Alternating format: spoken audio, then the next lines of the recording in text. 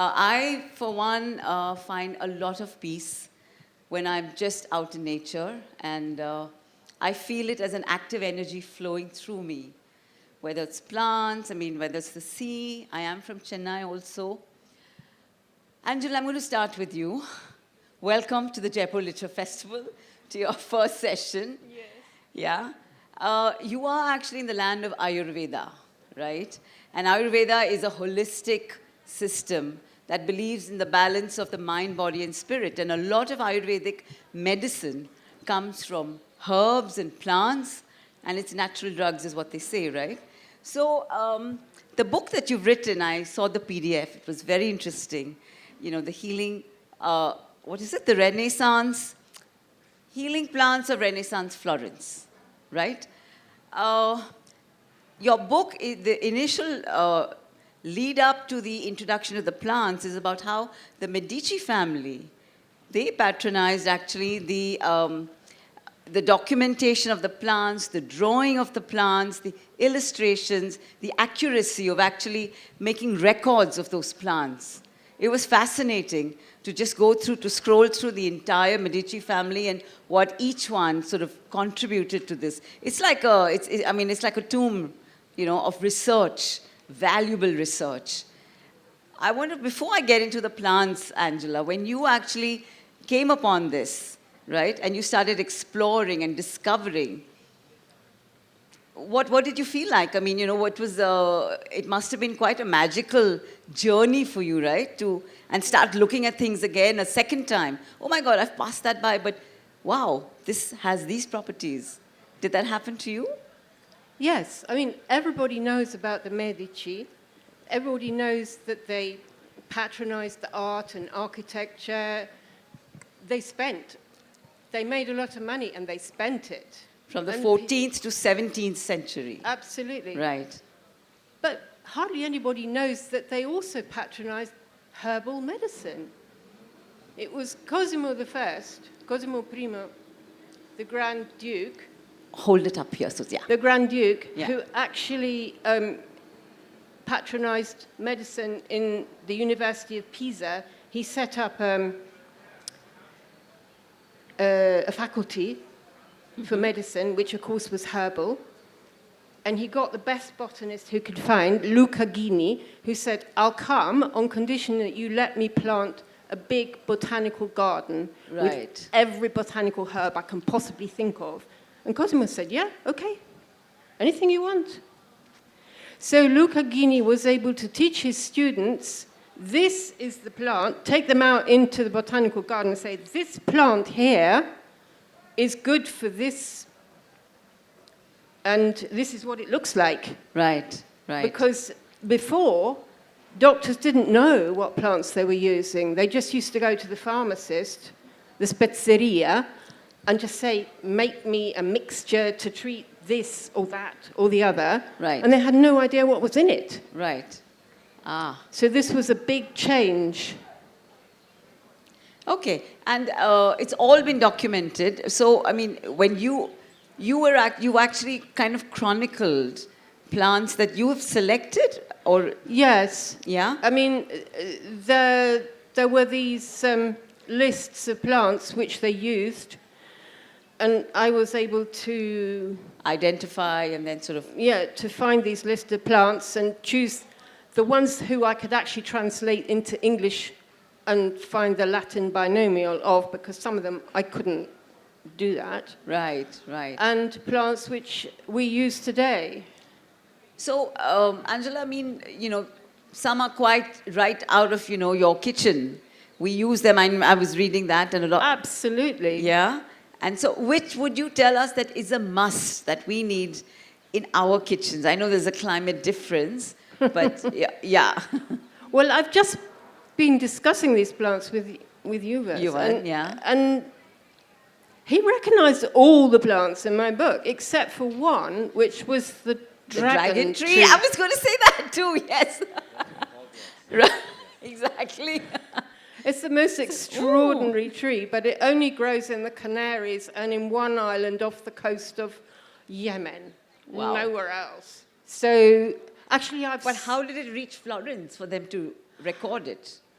Well, they would The travelers. import the bark from, Right, you know. Right, okay. There were all these boats traveling around the oceans and bringing things back, and they were using them. Yeah. No, but so can you just tell us which plants are a must that we must have in our kitchen? Well, I have to have aloe vera Aloe vera. in all my right. kitchen in case I burn myself or somebody else burns So themselves. it's great for burns, okay. Chamomile, in case Soothing. you can't go to sleep or you have a stomach upset or something. Right. Okay. It's Okay. Okay. good. Fennel. Yes. Okay, not that much, all right. We have a lot of fennel in India. It's a great digestive for us. Yeah.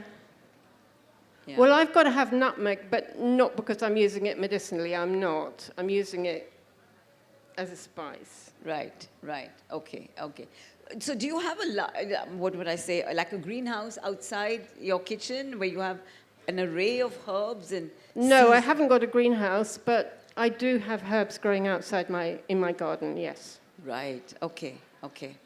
You know, I remember I had gone to this was a hotel that a long time back we'd gone to Israel when one was still going to Israel, and for their teas, you know, most floors have a kettle and tea bags, and they had little pots where you would pluck the peppermint and put it and have fresh, and it was amazing. Yeah. You know, and I Yeah. thought, wow, that's the way to do it. Not go and, you know, get Twinings to get their numbers go up, but actually have the fresh, you know, whether it's chamomile also, or hibiscus, or, you know, there's so many of these flower teas now. Hibiscus we don't have growing in England, Right. but I've got dried hibiscus in my cupboard. So do I. But yeah. Okay. So, and Angela, so, I mean, has that changed your perspective, you know, when you're walking through, when you're coming to a new country? Is this your first visit to India? No. You've I've come. been 24 times to India. And which is your favorite place as far as herbs and plants and nature is concerned? I think the Botanical Garden in Kerala, In Kerala. it's really amazing. It's Really? a botanical garden which has no border, no fence, and at night all the wild animals can come in, including the elephants. So you mean it's on the periphery of a forest? Yes. Wow. And they haven't destroyed any of the forest. They've just planted in between the forest trees. That's amazing. It's really wonderful. Right, okay. And they have research labs there where they're working on plants which they can maybe make into something they can sell to try to raise money, because obviously they don't have enough of it. Right. Okay. It's very, very nice. It's in the foothills of the Western Ghats. Western Ghats. All right. Okay. Thank you. Talking about botanical gardens, I'm remembering the banyan tree in the Krishnamurti area. And Yuvan, as I was saying, I grew up in Chennai. And my fondest memories really are, so I used to live in Santosh. And you had Foreshore Estate. And for me, the sea was a living, moving presence in my life. And I didn't notice the marshlands at that point. But now, looking back, yes, there is a strip that before you go to Adyar, I don't know what state it is in now, but it was pretty marshy then. You're lucky, you're really lucky to be there. And so, you know, your growing up or your formative years in the Krishnamurti campus and the nature-based learning that you went through, it was not just learning about plants, I mean, the outside world, it was also very soothing for your inner world, right? Would you like to tell us a little about that? Krishnamurti schools, there are 7 in India, and it's a very beautiful philosophy. A lot of people find it a little intangible, but this Rishi Valley is also one of them, Rishi right? Valley, Valley School, Sayadri, they are located in really beautiful places. And some of the things this philosopher, this man said was, question every answer. be a light. Question every answer. Yeah. Wonderful. Be a light unto yourself. No guru, God, organized religion can lead you to the truth. Truth is a pathless land and things like that. Right. And we had a lot of our classes happened outside, and the campus was a forest at the center of the city.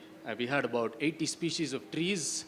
I was part of surveying them with a teacher, and And the most magnificent was the banyan tree. yeah, the banyan tree. Which yes. is what, 300 years old? So opposite, the school's area has changed now, but opposite it there was the Theosophical Society, which has a banyan tree, is about 600 years old. But based on its girth, we could say about 200, 300 years old. What was inside the school? Okay. Actually, home was a very sort of tormentuous, sort of turbulent place, and what nature allowed was very basically get out of one's mind and to just feel wonder for the Indian pitta which comes during the monsoon. And Indian pitta is a bird. It's called the 6 o'clock bird. You get it in Rajasthan. It calls at 6 a.m. in the morning, 6 p.m. in the evening. Right. It goes tweet you. No. No, do it's that, better. please. It's better. And I used to mimic better when I was younger. But it's through the year or monsoon? No, so during the monsoon. Monsoon. So it lives in the Himalayan foothills, and during winter it comes down and goes up. It doesn't cross. Give it once again. Tweet you. Okay. Bird sounds better. Lovely. What I also recognized now was that nature allowed for metaphors to change the meaning of suffering in one's mind. Later on, whether it be, for instance, metamorphosis of a moth or a beetle, or the work that, let's say, decomposes to millipedes and pill bugs. Right. Or a tree decaying and then new life coming out. Yes. Yeah. These were. I realized that metaphors are a survival need for us. We go through things in our lives and we make meaning of them, and often within the human realm, we get very static metaphors to make sense of what's going on within our psyche. Right. While nature allows for transformative, dynamic things. So one of the things, I had for many years, complex PTSD, and there was, I know a point where I saw a beetle emerge from its pupa, and it was doing what we call a detritivore, and it was changing shit into something fertile. And for me, hey, you can actually do that with suffering. And what would it mean to actually leave dung beetles into your head? Wow. Wow. No, sorry, I'm going to get a little personal. How did you make that shift inside you personally? You had gone through shit also. Yes. How did you make sense of that? How did you give that meaning? One of the things which very spontaneously happen is that the quality of observation you bring to what we are calling the external world simultaneously projects inward. So there is a observation on a spectrum. So meanings sort of interchange. Is it kind of mirroring the reality? A mirror implies separation. Okay. And there is a quality of attention in which there is no self and the other, and that was that is easily perceptible in a non-human society, and that was really important for me to have in childhood. Otherwise, I'd be, I don't know, some drunkard or something like that. Yeah. Wow. Well, I'm glad that happened, and we have you here to share, and so delving back on your own personal experience, you realize the value of, I keep saying that today, we were just talking about it coming here, that the biggest, we don't have COVID, but the other pandemic is really about anxiety, mental health and anxiety amongst young people today. And I'm so happy that the stigma of going to a therapist is slowly being removed here in India. Otherwise, if you said, I think you need help, they say, well, I'm not mad. But now people are willing to, okay, I need to see a counselor, or. But if you, opened up the walls that we've put, the physical brick and mortar, and made our classrooms, and instead took them out into nature, like you did in Krishnamurti, would that help? Because the world has changed. There is a lot of more stress. Would that help children cope better? Yeah. So I work a lot with, children 2.5 years old up till, college students. And I think we have something called the action pedagogy.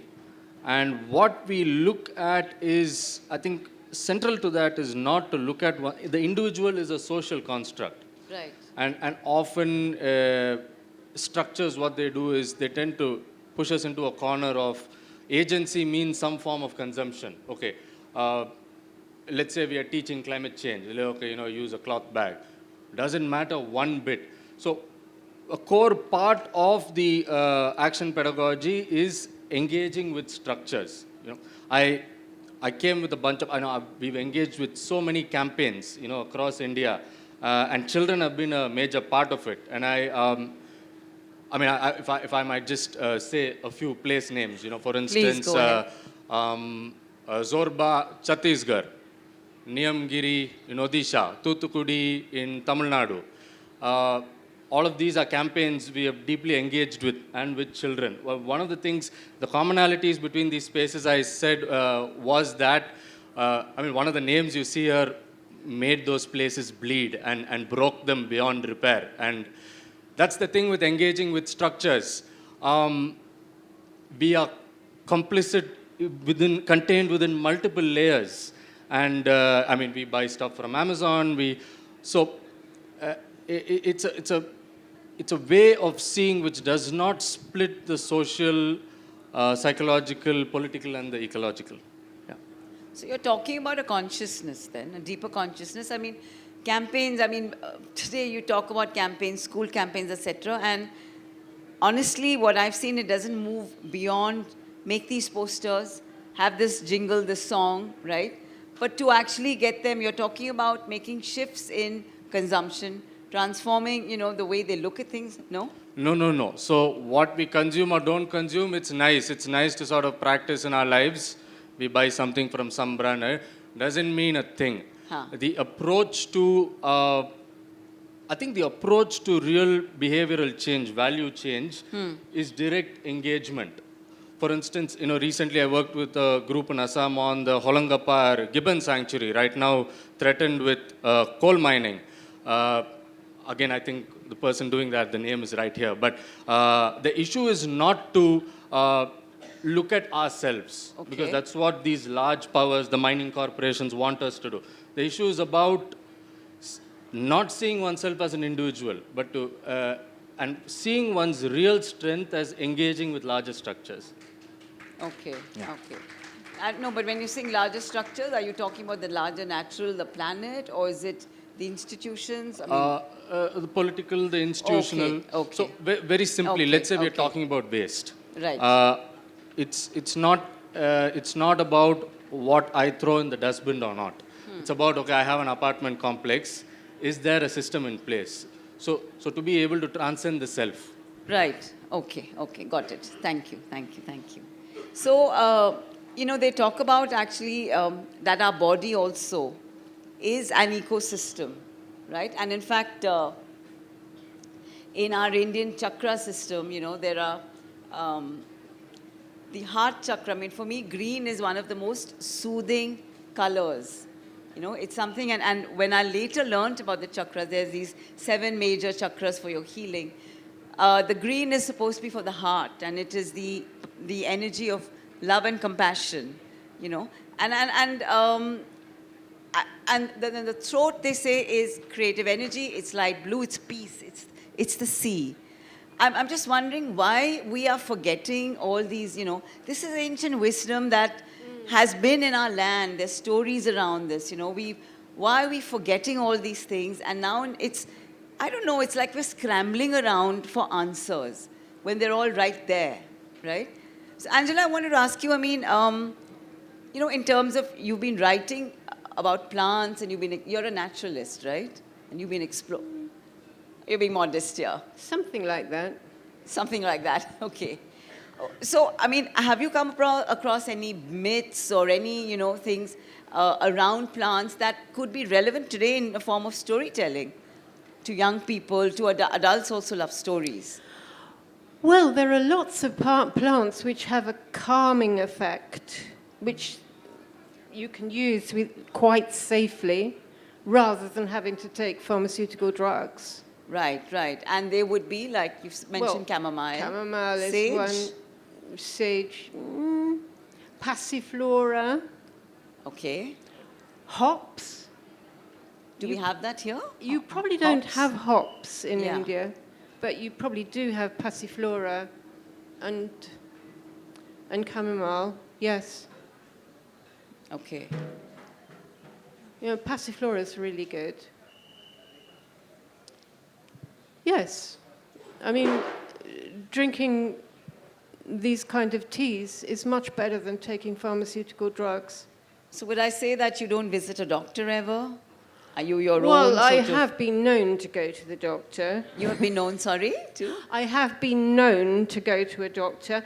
And for what? What is it that... I have also been to see an Ayurvedic doctor Right. on 3 different occasions in India when my health had been completely ruined by an allopathic doctor who gave me a really bad antibiotic. Yeah, and it had its side effects, and I think Really we've all nearly gone through that. destroyed Yes. me. And I was amazed every time this Ayurvedic doctor, by taking the 6 pulses, yes. was able to tell exactly what Where was the wrong with imbalance me, was, yes. and would give me these little pills that just contained herbs, which always worked. But I Right. know nothing about Ayurveda. Right. I just know that if you find a really good Ayurvedic doctor, he can cure anything. Absolutely, in fact, yeah. Really, really impressive. But I don't even know which herbs they used or anything. But I have to say that when we were talking together, you knew of practically all the plants which I talk about in my book, because they all grow here. Right. What about you, Yuvan? What's your medical treatment? You just go out and No. I try not to go to the doctor. I'm prone to kidney issues. I have a sort of genetic kidney condition. Okay. So I've started. So there's something called the devil's thorn. You find it a lot in some parts of Rajasthan. It's called Tribulus terrestris. Okay. So I have that powder, Huh. which when a stone starts forming, I get a sense, and there's a sort of itch in my urethra. So I drink that, and you can feel it Dissolving. Actually. Amazing. And then we Amazing. also have something called the pulapu in Tamil, which I forget the scientific name, which is also useful. Yeah, that's something I often use. Right. Yeah. So, I mean, and I also personally go to an Ayurvedic retreat near Coimbatore. I try and do it once a year. But whether I've got issues or it's just a cleanse, a detox. But, I just wanted to zoom out and get the larger picture where all of us are aware. It's like impending doom, climate change, the temperatures changing everywhere, forest fires, etc., etc. And yet we're just still talking, right? Yuvan, what would your answer be, that we start working with young people, young minds, or is it going to be too late? Yeah, I think it's a very large question what you've asked, and if you look at the history of Indian jurisprudence, we have Aruna Roy ma'am here, who after 10 years of work got the RTI Act. Absolutely. Good laws came when people worked like that, or when nature came and whacked us on the nose. By ourselves, I don't think, I mean like larger systems, very rare. For instance, most recently, there were the Wayanad landslides. That's Decades right. ago, Madhav Gadgil said, make these areas no-go zones. They need protection. There's going to be landslides. After the landslides came, however, there was the eco-sensitive area notification. Right. So sometimes I feel, in Earth Transform, Peter Frankopan ends with this. Last year I was in conversation with him. He says, I don't think we're going to do anything. The bad things are going to happen where we're like, oh my God, we got to do something, and we take radical action. Unfortunately, that's been the pattern. I'm not endorsing it, obviously, yeah.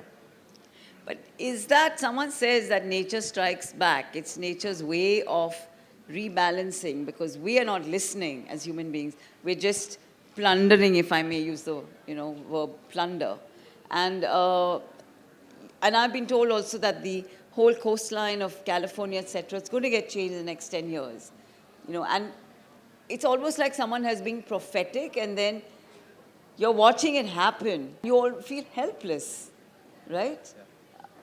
This has been, in fact, the history. One of my important mentors and friends, Robert McFarlane, his new book is coming out in May, and he starts with the Epic of Gilgamesh, where two hubristic men go and destroy a forest and bring about the end of that civilization. This is what? How old is it? 4,000 years old? Yeah. About 4,000 years old. And this has been the repeated pattern. However, with respect to climate change, I think climate is a very large, global phenomenon. If we can shift the lens, and a lot of fossil fuel companies, mining companies like to talk about climate because they have a carbon fetish, because then you can mine lithium. Right. You can mine tungsten in Melur, Madurai, which yesterday people's protest won. You can techno-fix climate, but you make it about water, you make it about biodiversity, then you have to engage locally, you have to imagine totally differently. I think it's important also to move away from the climate lens in order to find agency in ourselves locally. Can you explain that? Move away from the climate lens. Perspective. So, what I mean is... it seems so large, you say, what can I do? So climate is measured by a 30-year average. Okay. All the Indians can do all the right things. If the US and the UK screw up, we can't do anything. However, for our local issues, and often what we suffer by is through issues which are not, climate is really a risk amplifier. It does not have a form of its own. It's a ghost which sort of possesses existing problems. You take, for instance, port building in Tamil Nadu. Causes erosion. Climate change speeds up ocean currents, causes erosion faster. Problem is port building. Right. Problem is mining. I really believe in what the anthropologist Jason Hickel said. It's the time for degrowth. It's a time for That's an interesting term. Yes, absolutely. Angela, do you want to add to that? Yes, well, I've been part of an anti-mining campaign for the last 50 years, and we haven't achieved anything. Haven't achieved anything, okay. No, we go to their AGMs and we ask awkward questions about how the mining companies are destroying the environment and destroying the lives of the people who live in those environments. And they just give us whiffle, waffle, piffle, boffle, cotton wool, and everything carries on. So, you spoke about degrowth, so it's like a dismantling of structures. I'm just wondering, we keep talking about migration as being one of the issues in India. Is it time for us to go back to being an agrarian society, or is it just... That's never going to happen. Never going to happen? No, Maybe, but there are a lot of people now wanting to shift back to, there are not villages, but retreats. They want to go back and live simpler lives, a slower pace of life. Yes, but we need to look at making cities more livable, because that's where the majority of people now live. Yeah, but Angela, that's subjective. Someone thinks a skyscraper being on the penthouse on the 36th floor, I've reached that success, right? So, how are we going to get there? I don't know. But there are places in Germany where they've built entire cities where there are no cars. Right. Everyone has to use a Walk bicycle or walk or whatever. Yeah. Some places they try. But I think where we need to get, we don't have a vision of. The place we need to get as a So people, it's not as a like community. going back. We're going forward, We're but going where forward. are we going? Yeah. It's misty. We don't know. We know what is not. Right. So one of the big things spoken of in the climate discourse is solution. Solution is a chemical metaphor, which is to make, vanish, to dissolve, to eradicate almost. I think a more useful metaphor from chemistry is suspension, as Donna Haraway said, to stay with the trouble. Right. And in facing these realities very deeply, But there will nothing be a will path remain. ahead. Nothing will remain static, right? Yeah, there will be movement forward, but not from a point of a solution, not from wanting to make things vanish, because they are not. So I think the path forward is away from the word solution, and we cannot imagine that yet. We can Okay. just hold hands and walk. Yeah. So your book, Yuvan, intertitle, I mean, it's a metaphorical, it's, I didn't know that it was actually that line that comes in with low tide and it gets. So your intertidal thing, I mean, how is it, you've been in now Chennai for how many years? You've been you've grown up, 26 grew up years in now, Chennai, yeah, right? yeah. Has it been changing visibly in front of you? See, The coastline and... Chennai is interesting because the concept of wasteland, yesterday, day before, Philip Marsden's book, there's a chapter on peat, and there people drain the swamps. He writes about it. That happened in Chennai. People saw the urban sprawl grew, beginning from changing the imagination of people and how you look at land. So marshland, where actually, which are in the floodplains of rivers, where water percolates down, gets... And that's the drainage part of the... Yeah, that's part of the drainage, and that's also an ecosystem and a livelihood. In Tamil, I speak Tamil, there's a word called Porambokku. If somebody knows Tamil, it's a bad word. Hello, sir. Okay. So if somebody cuts you off on the road or something, you'll be like, Poda Porambokku. No, I know Paityakari. So, okay. No, that's different. Porambokku is actually a word for wetland. It became a bad word. And it began with the British because these commons, wetland commons, could not be taxed. Who will you tax? Everybody uses it. Right. And so it changed with the sort of shifting of language, shifting of imagination, and then you no longer perceive it. So that you see very active in Chennai. You take, for instance, I'm sorry I'm using bad words. They're not really bad, but you take some of them. Muttal, Madayan, Mudan. These are actually names of people who take care of wetlands. They open the sluice gates. They build the bunds. Those are the names we use now to speak derogatorily of each other. So much bad language has its genesis in hydrology. Really? Which then shows you now why the city is disastrously flooding every 2 years. Bangalore also, because, so, and they've also built over the drainage everywhere. There is no, I mean, we keep talking about the colonial rule that, thank God, that's over. But they were a little smarter in the way they built our cities, right? There was proper drainage and... Oh, you're looking at the colonial... What? I don't think Angelo... Well, there's one place in England where they have done it properly. That's Oxford. Right. Where they have flood meadows. So when it rains a lot, the meadows flood, and people normally will travel through the meadows to get to the center of the city. Right. But one day they will be told they've got to wear boots up to here. One day they'll be told they've got to wear boots up to here. Okay. To get through the flood meadows. But only in Oxford. And guess why? Money. So they built over natural drainage lanes and pathways? They just created a big area that could flood so that the city itself wouldn't flood. Oh, they've directed the water there. Yeah. Right. But, other places couldn't afford to put aside all this land in the same way. It always boils down to money, doesn't it? It does. So, Trika, I mean, we've got a little time before Q&A. I love the caption of our session, writing nature, reading nature. Yeah?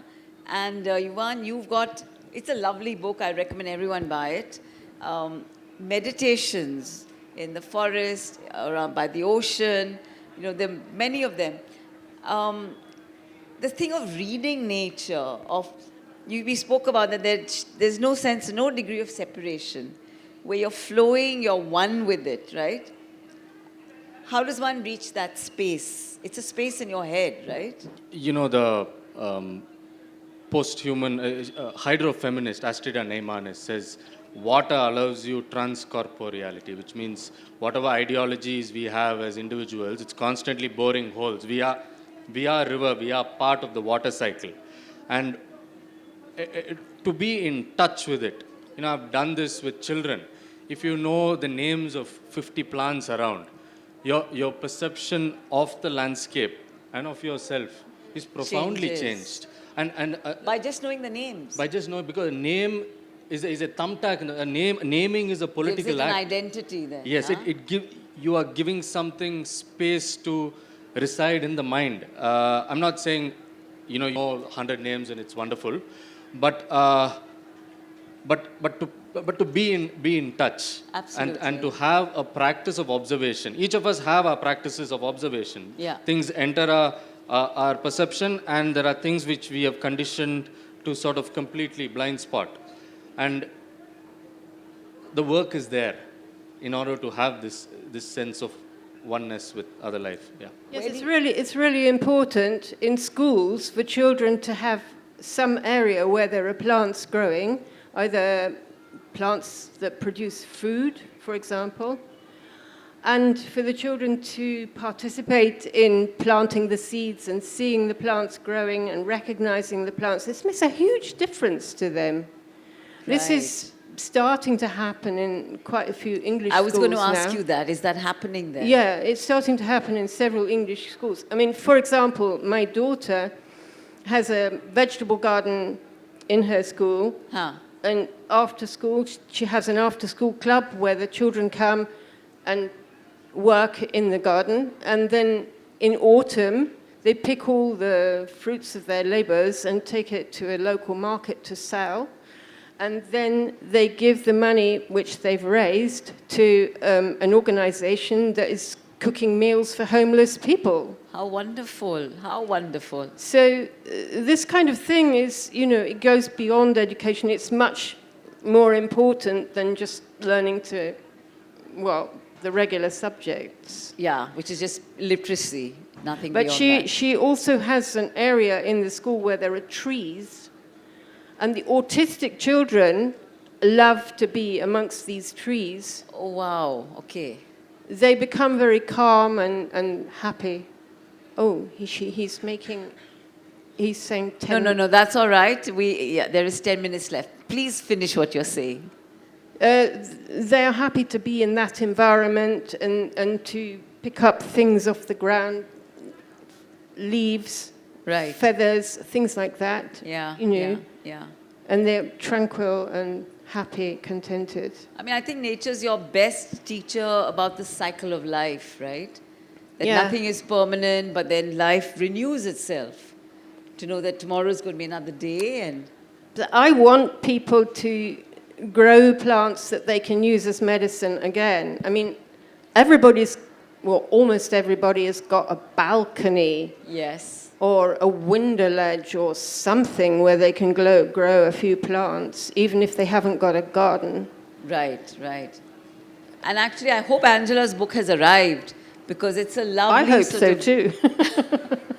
She's actually detailed, there's a drawing, illustration of each plant, and she's written details about what the uses are, the medicinal uses, how you can use it. So if it's here, it would be great if people could pick it up, Angela. Yeah? Yeah. And the thing about plants is that you can use every part of it, right? The flower, the fruit, the leaves, the Well, root. it depends on the plant. Yeah. Some plants you can use the whole plant. Other plants you just use the root. The root or or the you bark. just use the petals, or you just use the bark. Like cinchona, the Like your quinine plant, you dragon just tree, use the yeah. bark. Yeah. Depends. Or you just use the seeds. True. Or you just use the leaves. Some you boil in water, some you In use fact, in a different way. seeds is something everyone's eating these days. Yeah. Yeah, I mean, sunflower seeds, sesame seeds, pumpkin seeds. It's become very fashionable. It's like, upping up your nutrition. Yeah, well, I Yeah. eat a lot of seeds. Yeah? Yeah. But I'm not a bird, so I don't have a crop. So I grind them up in a coffee grinder. All right. I'm going to open it up for questions from the audience. Both of them are amazing, I'd say, encyclopedias of information.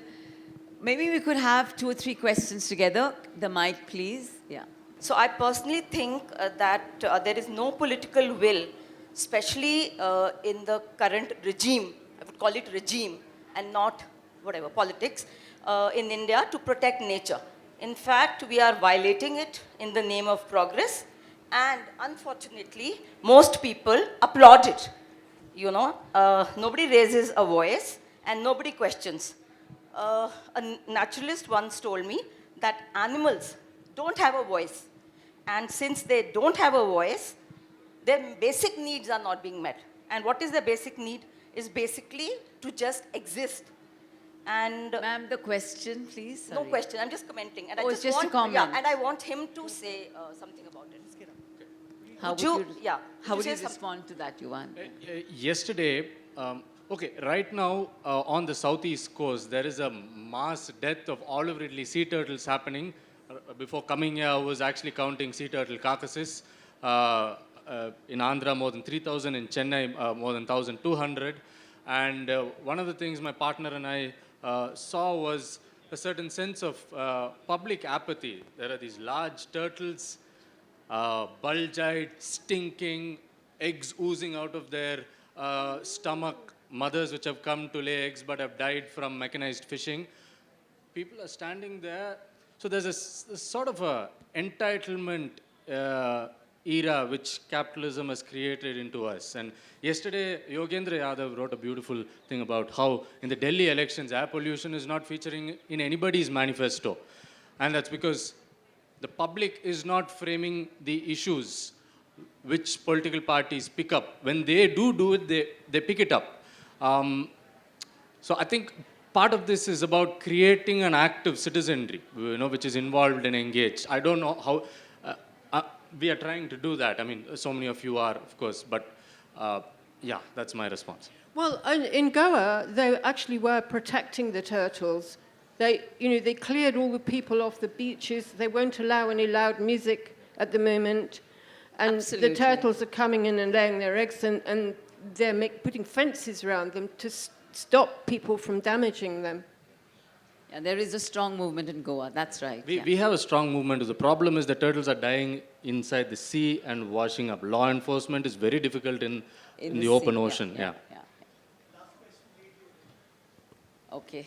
Thank you. Sorry, the other questions, he will be signing his books. You could ask him there, right? Yeah. All right. So my question is with regards to how you were mentioning that school systems and education systems can be redesigned to redesign the metaphors.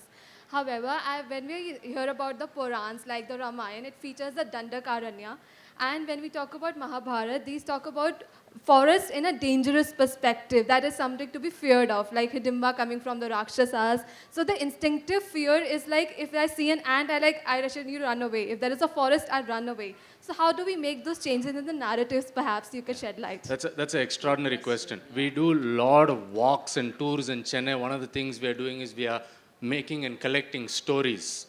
In the Mahabharata, it's a wonderful text. I don't want to get into trouble, but the Rakshasas are Adivasis. Yeah. We grow up learning that people living in forests are monsters. That gets ingrained into us. You look at, for instance, Santal's story, where God actually goes and asks the earthworm, listen, give me some mud. I don't know how to make the earth. Can you teach me? It's a sort of multi-species world making. Those are the kind of stories we need to hear. Yeah. Yes. I spent some time in Jharkhand actually helping to record some of these Santal stories. Because these tribal people, they know everything about the environment around them. And they do no damage, they make no mess, they leave no trash, nothing. They are such nice people. Yeah, it is peaceful coexistence, in large part, yeah. And their identity is melded with the landscape. It's not that they're going there. They're not exhabiting, as Tim Ingold said. To quote the tribal elder Lado Sikaka from the Dongriakon tribal, who was fighting a mining company in the Niyamgiri Hills. He said, I'm not fighting for the mountain, I'm the mountain fighting for itself. Yeah. Yeah. One more question? Absolutely. Okay, we have 2 minutes left for just one more question. Yeah, yeah. Take the mic and just the question straight. Yeah.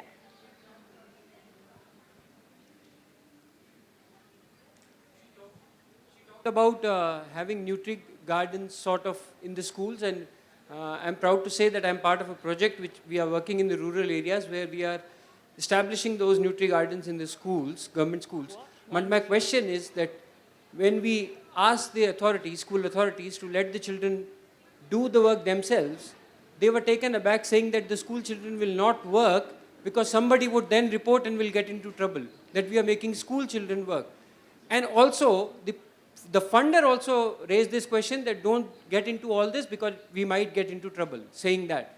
So, are we looking down upon working with our own hands, or is it not a part of our culture anymore, because the children also didn't show any interest in working in the gardens whatsoever? Good question. Angela, do you want to answer that? I didn't quite understand. He says that what you were talking about, getting, these gardens in schools. Yeah. Yeah. They're part of a movement where they're trying to do this in Rajasthan, in Jaipur itself. However, the authorities are saying, well, don't get the kids to work because there might be some objection. He said the children also are not showing interest in wanting. He said, are we looking down on working with our hands? I mean, I think there's a sensitization issue here.